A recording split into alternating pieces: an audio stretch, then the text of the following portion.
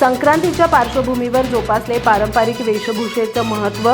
चंदगड तालुक्यातील रामपूर विद्यालयात राबवण्यात आला अनोखा उपक्रम. नऊवारीसह इतर साड्या नेसून विद्यार्थिनींनी केलं मनोहर सादरीकरण.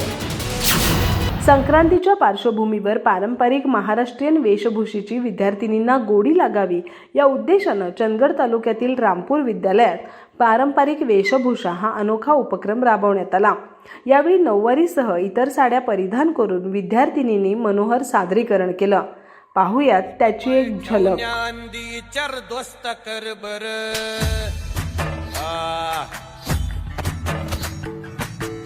हित पाय ठेवण्याआधी चार दोस्त कर बर.